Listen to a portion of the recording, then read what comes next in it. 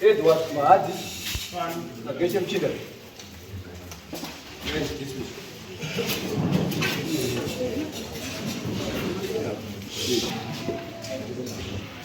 Mira pambeni pekare la mambo mtasa. Yes, I'm trying to squad. Sitataura ande kutokwadi. Ikanyipachapachwa nemusha. Ikanyepa ndinobakwa nemusha. Marari pastor. Marari basiri wangu.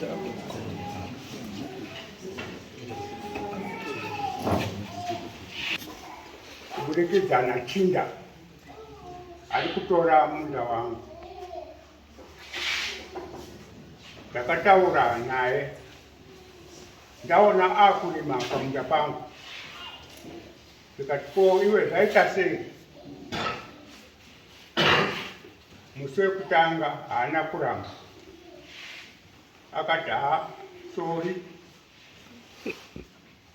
Ndikati akambokupa mvumo ndiani kuti urime pamunda pangu. Akaramba kudaira. Ndikati izvo ndinokutaurira ngezvekuti shamwari ibva pano ndisiya zvinhu zvangu zvakadaro. Ndakaenda ndadzoka ndakaona inga munhu uri kundorima. Ko shamwari uri kuita izvi iwewe? Hauna kundinzwa here musi ndataura? Ndakakunzwa here. Ndikati aiwa ndakazvishora ndega ndikati apa ndakanganisa. Ndikatora sabhuku ndikati sabhuku munhu uyu ari apa. Sabhuku akanditi rega ngatiende tese. Tikasvika tese apa. Ko uri kuzvinzwa here? Tatiri watatu kune madzisekuru angu mairi. Esasi akafa hawo ose. Sabhuku akamuti ibva pamunda pemunhu iwe, ibva pamunda pemunhu. Akandibonga ndinobva. Takagara. Uri kungoangira kurima iwe shamwari? Ko izvo uri kuita izvi zvakanaka here izvi? Izvo uri kurima izvi? Izvo zvindakukutaurira shamwari, ini handifaniri kurwisana newe. Ibva pamunda pangu, ibva pamunda pangu. Ndakanyora izvo ndakanyora. Akati handiri kubva pamunda penyu, ndiri kubva.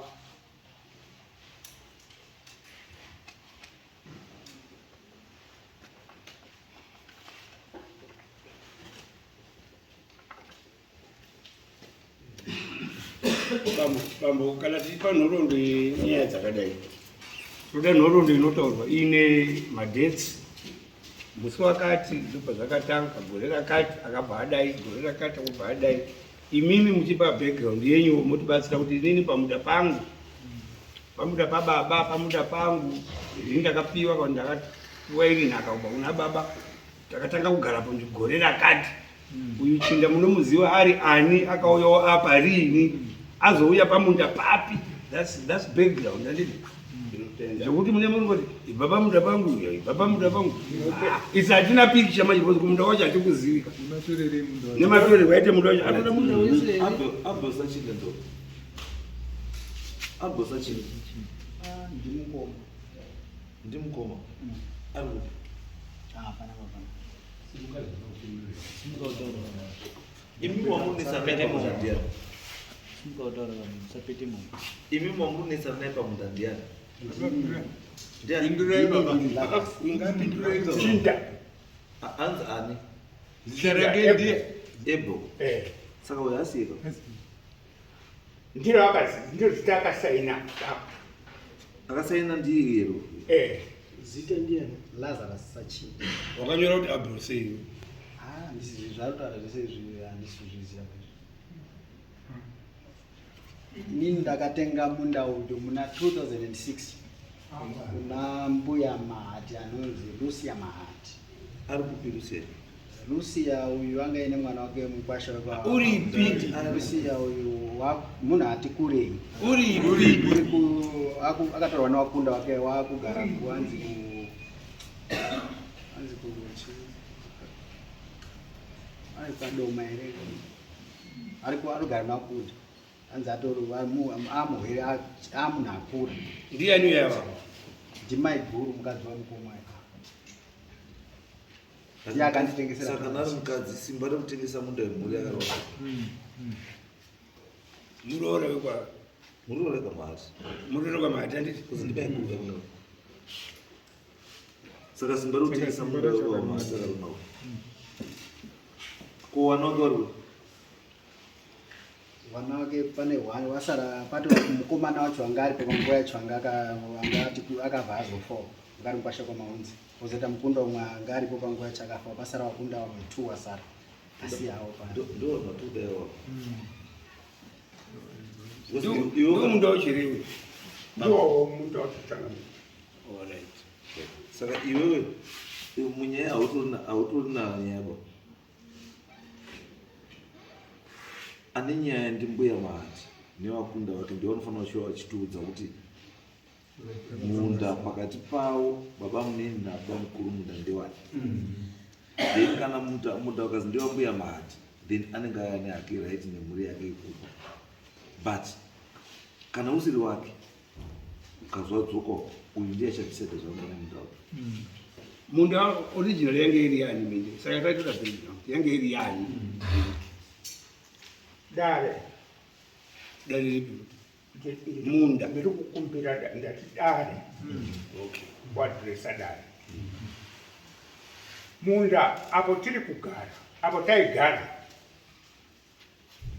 ndipo pane munda wedu. Mai grew up ini up. Papa ni pani mashuri. Munda ngewa wa baba wangu. Inini ndane 79 years. Ndipo taigara kusvikira izvi. Ipopo. Ndipo muri kugara. Nanhasi. Ndo pane pindi. Ipopo. Pane pisi yakatengeswa. Ndiyo handisi kutengesa kwako kwakaita handisina kubvunza mai guru. Handina kubvunza. Chakasakisa kuti ndirege kubvunza mai guru. Dare ndibvise. Pakatangira kutadza kubvunza mai guru. Mukoma mu 1978. Mukoma wangu wakafa muna September.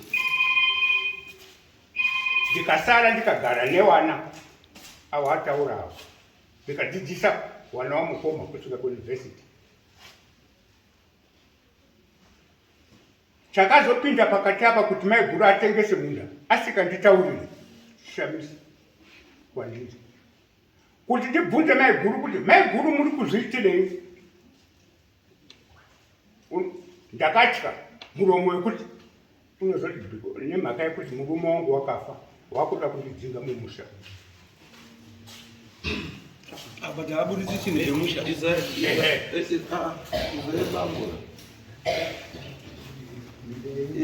Matauriro amurikuita akundiratidza kuti minda ndeyamai guru. inini maiko pamusoro Because mukati mimi ndimakaita sara pawana mukadzidzisa wana mukaita sei zvese mukapedza. Asi muri during the same process yekuti muri kudzidzisa wana nekuchengeta wana mai guru wakaenda kutengesa chii? Mai guru watengesa munda. Imimi ko kusvika kubvunza mai guru kuti vatengesere munda wangu. So in actual fact what it means minda ndiwa mai guru. Because kana munda kuti makatya kumubvunza iyo munda uri wenyu. Saka chavo kuchikupa isimba rekuti muchibvunze uyu sindiri. Zvakaitika rini? Zvakaitika madheti murungotaura. 2015 hari manje 2006 mavisitsi ese ekuteerera ndiri kuteerera ndoto handisi ekuteerera ese ndina varume mitero yandikuteerera ipo pano. taura chizvo uyu ndiwani pamusoro iwo ndiwani ndinonzi Edward Mahati ndiri mwana wa Edward Mahati sini. Tichitanga kunzwa munda kuti munda watorwa ndakati baba handeguma takasvika kumba, tikasvika pamba tikaona paine vakadzi vake vairi, vakati baba havapo. Tikati ko panapa muri kutsvagei? Vakati pamba panapa mukadzi wauyu munonzi ani? Zvikanzi tiri vakadzi wachina. Tikati ko panapa muri kutsvagei? Vakati panapa takatenga pamunda panapa. Tikati baba varipi? Zvikanzi baba havapo. Tikati kana vachinge vadzoka muvataurire kuti pasvika vanhu vekwamahati tisu varidzi vepamba panapa. Tichizoenda tichizodzoka musi wa8 December 2014 takadzoka tichibva taona Chinda aripo. Tikati isusu tinonzi wekwamahati, tisu vana mahati wacho varidzi vepanapa. Tiri kunzwa kuti iwo ndio rugara pamusha panapa pedu zvisina mubvumiro. Ko wakauya panapa sei? Iye akati ndakaunzwa panapa namaiguru wenyu, maiguru wataurwa nababawo. Zvikati ndo vakanditengesera pamunda panapa. Tikati isu zvekutengesera natizvizivi, because panapa pamusha pana ndepamahati ende musha unotongwa nababa. Ko iwewe wakazobvuma sei kuti unge uchishanda nemunhu wechikadzi usingabvunzwa kuti ko wakuru wepanapa hapana here? Uyo akati ndogwirirana nawo kwandakaita.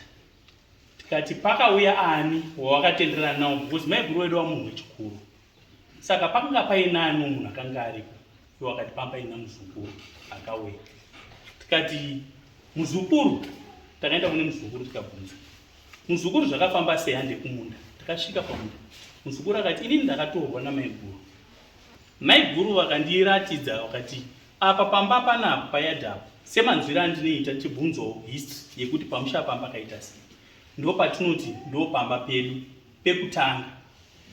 Pachitanga kudhara minda iyi yainzi vanhu vanoita imwe minda, but hondo ikanetsa vanhu vanodzidzika iuku, asi uku vachiti kuminda kwedu ndokwekutanga, but vanhu vakazombodzikiswa.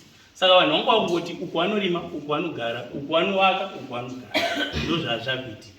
Saka tichibvunza tikati muchimbogara sei pamba panapa? Baba vanoti inini ndakasara ndichigara panapa nemhuri, asi maiguru vangu vaine imba yavo yanga iri ku right side, vaine boundary ravo riri pamutunduru.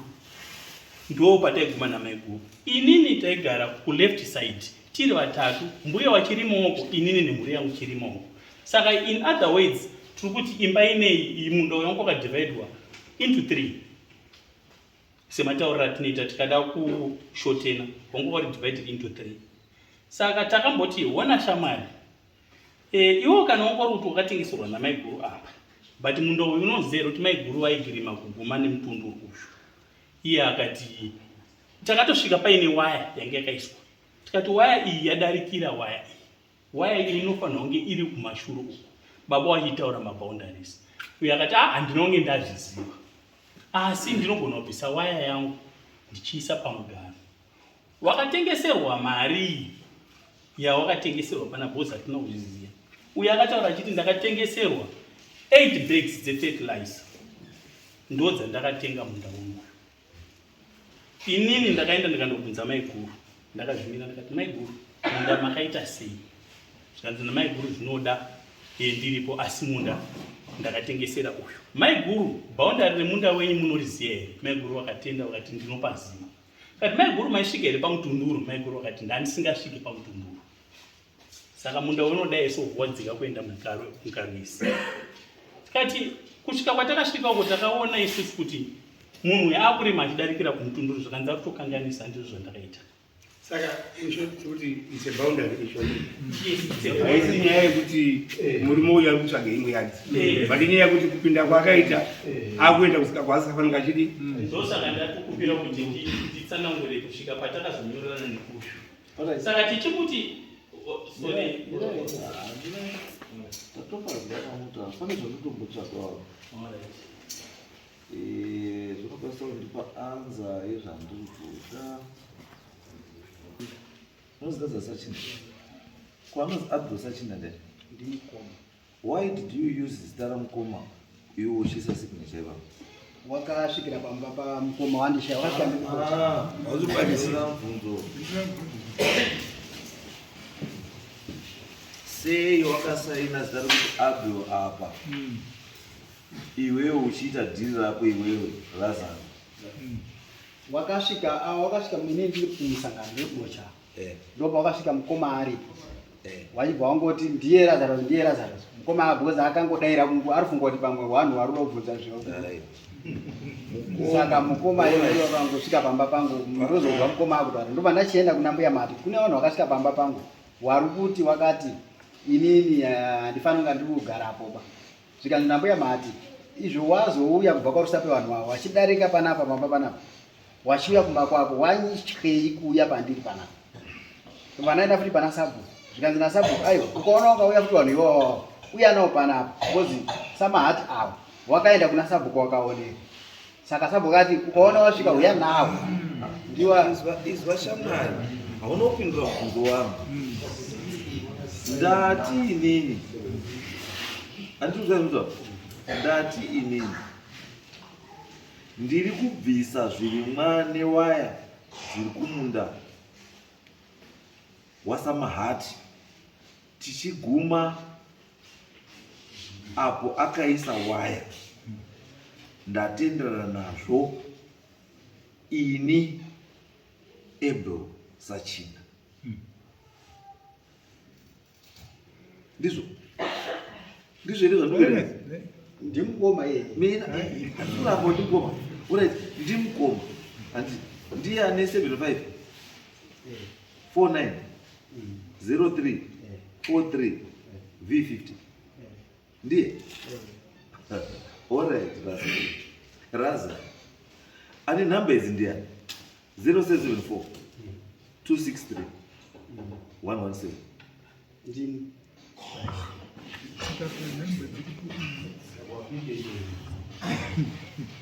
Ndatopedza Raza. Usatambe usaubve kumba uri kufunga kuti unotamba nemafuza. Ukauya munomu uchifunga kuti unosangana nemafuza. Hausangani nemafuza. Unozobuda wafuza iwe. Abel anosaina achizvipa authority usina kumupa power of attorney anditi rekuti aite any decision on your behalf. Wobva asaina wobva azvikomita kuti ndiri kunobvisa waya kuti iende pamugano sekuwirirana kwatakaita. Apedza Abel wonyora ID number yani yake osaina signature yani yake asi apedza kudaro wobva azi phone number wobva isa phone number dzako iwe. chakaitika chakamira chokwadi Indura ndiri chakana what unoziva zvinhu zvotaura. It's just common sense. Zvakupedza kutaura kuti ndati Abel manyorero akaita akanyora semunhu ane power of attorney apiwa simba rekupa decision on behalf of Lazarus. And that's why akazvikomita kubva aisa nesignature yake nobva anyora nezita rake. Asi the unfortunate part now ndeyekuti sei asina kuisa namba yake yefoni akaisa yako iwewe yaRazaro. ana kuzviziva pazvese chaakaita iye ava wakasvika usiku ndokamgaona foto akatorwa usiku. Izwa bambo, phone number ine usiku kana masikati hazvina kana relationship. Uza point rezoto kuti on this paper Lazaro Abel aifana kuisa phone number dzake. Why akaisa phone number dzako?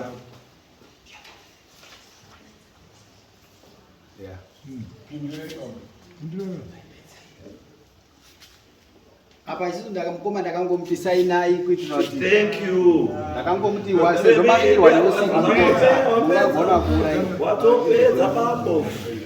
Chidzosera zvikwama kuma ndikapedza nguvu. Izvo wakatomuti sainai. It means wakamupa power of attorney. Kwanza hata wakauya usiku. Zvekuti usiku kana masikati kwambo nyangwe mambako edzazvo ndakana basa. Iwewe wakamuti chii sainai ndo zvakapa Abel simba rekuisa chitupa chake nekusaina nekuva aisa phone number dzako kuti iwewe ndiwe munhu akanga akapa chii decision. Phone number dzangu ne idea shuka ne akaisa. Asizvazi. Stara kindora kazongoisa. Izvo zvinofanira kuganedziswa. Original. Chakaita photocopy. This is the original. Ndo zvandikuedza kutaura kuti andakaona zvandikuedza kutaura kuti inini kwandiri I'm satisfied nezvandaona kuti for sure you agreed kuti uchabvisa waya payanga iri muchenesa waya paifanira kunge ichienda. But iwewe kuda kutsva yako kuda kunyepera ngwara which is wrong because there's no way wataura wega nemuromo wako kuti zveshuwa mukoma akandifonera ndikamuti mukoma itai sei sainai. Kana wakati mukoma sainai it means kuti you were in agreement nezvakakutaurwa namukoma kuti ndo zvineo zvauya nevanhu vakubi wari kuno ndo zvakazopa mukoma simba rekuti guys kana mazoita zvamuda kutaura zvimwe zvandisingazivo taurai nemuridzi wenyaya ndo vaiswa phone number ndo zvakaona ndandiri pafoni pakurusecha kuti phone number irapa ndiyani saka ndandipoora chandinyepera kuti ngedza mukoma but ndandatogona ndandadzokutara kuti ndiwe razama. Saka razama sekubvuma kwakaita ngatidzokerei paground tinoite sechibvumirano chatakadii chatakaita. Endai mobvise waya munoise waya pamuganhu wamakadii wamakabvumirana tiite sei. And on top of that izvi handizvida zvokuti nondipa receipt ya 2609/2011 $2 wondipazve receipt ya 17/12/2025 pakati pesa pamarisita saka ubva musi wa 11 2011 12 13 14 15 16 17 18 19 20 21 22 23 24 25 aripi marisiti acho aripi marisiti wasubhadhara mutero bero hausi kubhadhara mutero wangadoshandisa tumarisiti kunditenderedza right samati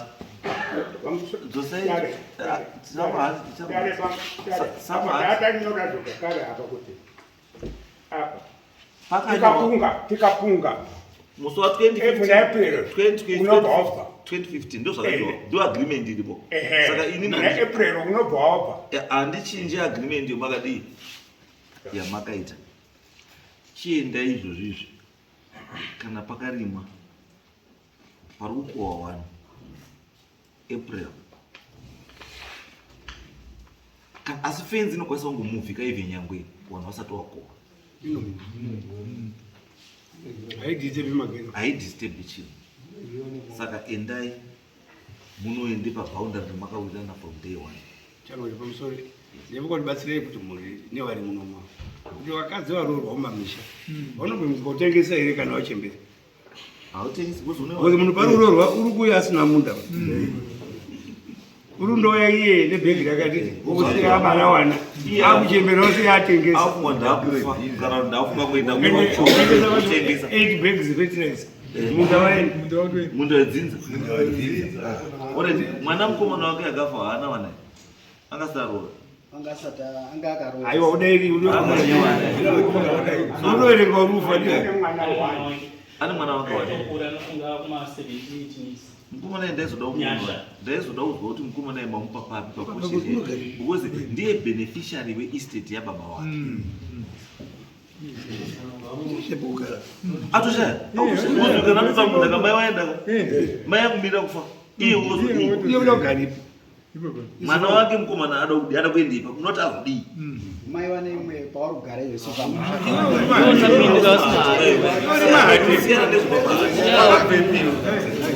uzonenge mundu anga uri kupepi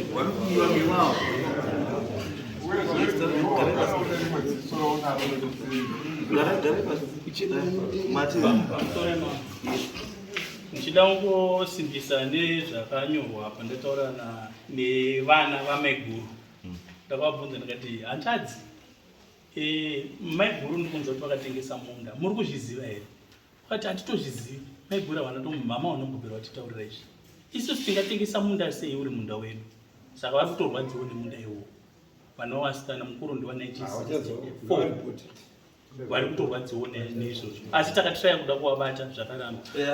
Ndozokumbirawo zvakare hangu kuti vakura vati handisina kuda kumboti tiite rafu nawo. Ndaitombovafonera vachitondirafura pafoni ichiti Wachinda, makazokupura here zvinhu zvenyu? Ndiri kunzwa kuti maakuramba muchitodzika nemunda.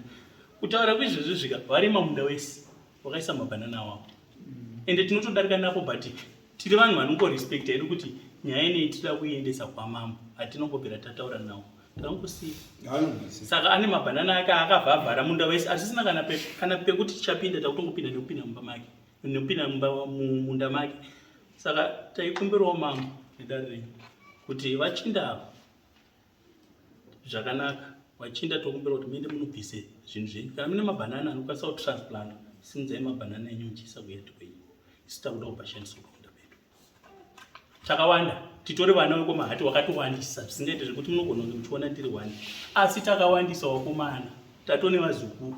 Saka munda takuda ndiwo. Munofana kuziva vanasati kuti mutaundi makunetsa.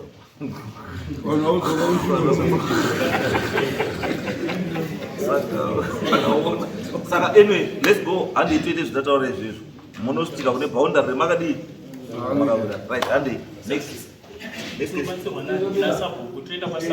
Sabuko ishe indenje. Samanga ashabuwa saine samwana noenda background. Kana muzoda futi samwana anenge arumba kuno